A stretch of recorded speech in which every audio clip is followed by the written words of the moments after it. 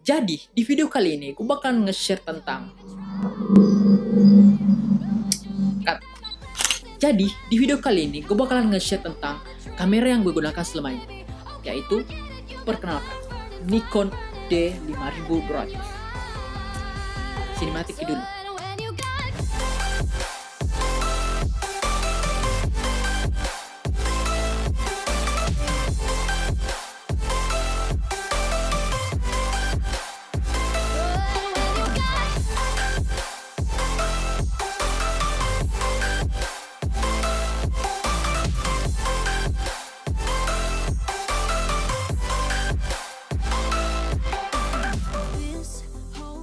Jadi sebelum gue bahas kelebihan dan kekurangan dari kamera ini, gue mau cerita sedikit tentang asal-usul dari kamera ini.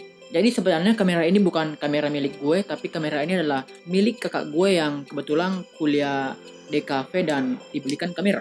Dan kamera ini dibeli sekitar pada tahun 2016 kalau nggak salah. Dan pada saat itu gue masih kelas 3 SMP dan ya gue sering kadang-kadang minjem kameranya buat selfie-selfie gitu, buat sok-sok keren aja gitu, pegang kamera biar dikira anak-anak gaul.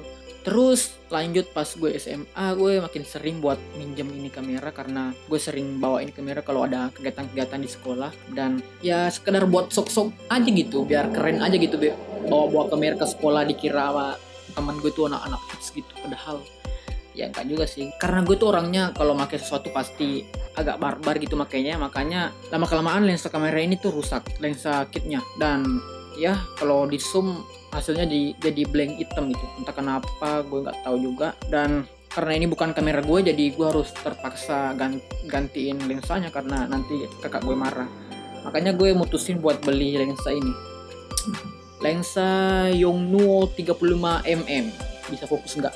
Yang jelas ini lensa murah, termasuk lensa murah lah pada saat itu, karena sekitar berapa 1,2 kalau nggak salah harganya. Kelebihan lensa ini dibandingkan lensa kitnya, ya lensa ini lebih bokeh atau lebih blur belakangnya, dan kurangannya ya 30mm. Jadi kalau gue moto orang rame-rame ya nggak keambil semua gitu. Jadi ini cocok buat foto-foto potret aja, foto-foto orang satu orang gitu. Jadi kalau kalian mau foto cewek itu ini cocok banget ini ya. Tapi kalau buat foto-foto rame-rame ini kurang karena nggak terlalu wide gitu. Next, nggak cuma lensa doang sih yang rusak, dari cas kameranya udah rusak juga, gue gantiin juga. Dan ini body kameranya juga udah pada hilang semua. Ini karet viewfindernya, karet apa namanya, ini karet buat gininya udah hilang, karet buat megangnya juga udah hilang, terus penutup baterainya juga hilang. Jadi ya nggak tahu apakah gue emang orangnya agak barbar make atau karena umur kameranya udah tua gitu. Dan seiring perjalanannya waktu, gue terus belajar tentang kamera dan sampai sekarang gue masih belajar juga. So jadi itu tadi sedikit cerita tentang asal usul dari kamera ini. Selanjutnya jadi itu tadi cerita tentang asal usul dari kamera ini. Selanjutnya gue akan bahas tentang kelebihan dan kekurangan dari kamera ini di tahun 2020. Jadi gue akan bahas terlebih dahulu dari kelebihan dari kamera ini. Jadi kelebihan pertama dari kamera ini yaitu yang ini. Boom.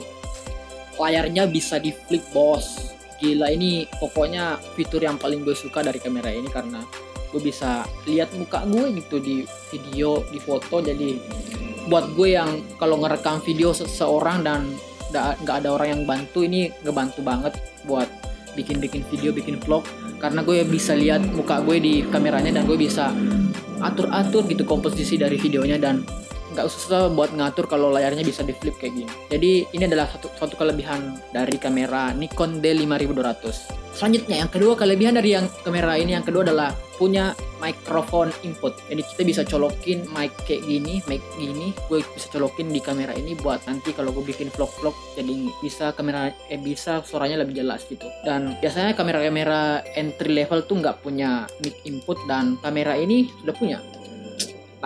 Kelebihan yang ketiga, harganya murah. Untuk harganya di tahun 2020 gue udah cek di Tokopedia, sekitar tuh bekasnya sekitar 3 jutaan dan yang baru sekitar 5 jutaan. Dan menurut gue ini masih bisa banget dipakai di tahun 2020 karena udah 1080p 60 fps. Jadi kita bisa shoot slow motion yang smooth gitu. Next kita akan bahas dari kekurangan dari kamera ini. Jadi kekurangan dari kamera ini sebenarnya banyak banget, tapi ya gue kasih 3 aja gitu. Jadi kekurangan dari kamera ini yang pertama yaitu baterainya. Baterainya cepet banget habis, bos. Gue ngerekam video 15 menit pasti habis nih baterai, dan gue udah punya 2 baterai, dan baterai yang kedua ini sebenarnya mungkin bukan baterai yang bagus kualitasnya, karena yang baterai kedua tuh gue rekam 5 menit aja udah habis. Sumpah itu baterai.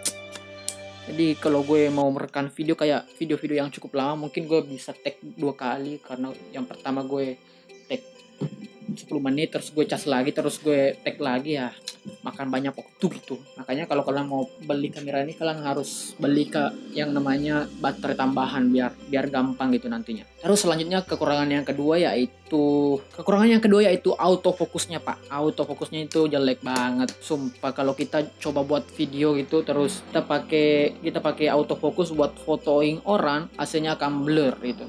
Gue udah pernah punya pengalaman buruk sama autofokusnya ini. Gue sering disuruh fotoin temen gitu, pasti kalau gue fotoin temen kan gue pakai manual fokus, jadi gue bisa autofokusnya jadi bagus.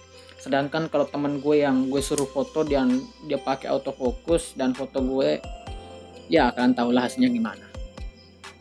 Makanya kalau kalian mau pakai kamera ini, usahakan kalian harus bisa atur fokusnya dengan manual fokus, dan jangan coba-coba suruh teman lo yang nggak tahu atur fokusnya buat fotoin lo dengan harap hasilnya bagus. Terus kekurangan yang ketiga dari kamera ini, gue nggak tahu apakah ini termasuk kekurangan, tapi menurut gue ini cukup berat ini. Pegang DSLR kayak gini ya cukup berat lah. Kalau gue mau bikin video-video gitu pakai gimbal dan pakai ini udah kayak barbel gitu kita angkat. Makanya kalau kalian mau pakai kamera yang simple, yang ringkas, terus kalian mau pakai buat kayak liburan gitu, jadi ini cukup ambil space banyak. Jadi kalau kalian mau beli kamera yang mungkin buat travel atau liburan yang simple aja, ini nggak cocok karena ini cukup memakan space yang cukup banyak. Ya itulah tadi kelebihan dan kekurangan dari Nikon D5200. So jadi kesimpulan dari video kali ini, capek cu. Jadi kesimpulannya gini, dari kamera ini gue belajar banyak hal. Dari bocil yang selfie pakai tutup lensa, sekarang jadi YouTuber yang sok ngerti kamera.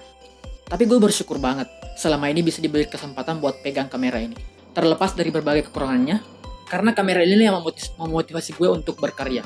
Mungkin kalau gue nggak punya kamera ini, gue bakalan nggak ngerti dunia fotografi, videografi, dan hal-hal yang gue ketahui selama ini. Jadi menurut gue, yang bilang kamera itu nggak penting, ya nggak salah juga sih. Tapi dengan adanya kamera, pastinya hidup lo akan lebih berwarna. Misalnya, maksudnya dengan adanya kamera, pasti hidup lo akan lebih termotivasi untuk berkarya. Tapi tetap, kalau kalian orangnya mageran, nggak mau berkarya, nggak mau berusaha, walaupun kalian mungkin punya Sony A7 Mark III, nggak jadi apa-apa. Jadi kesimpulannya, syukuri aja apa yang ada. Mau kamera HP, mau kamera mahal, kamera murah, maksimalin aja. Jadi sekian dari video gue tentang kamera ini. Semoga bermanfaat. Don't forget like, comment, and subscribe. Gue Rahmat Wahyudi, and thanks for watching.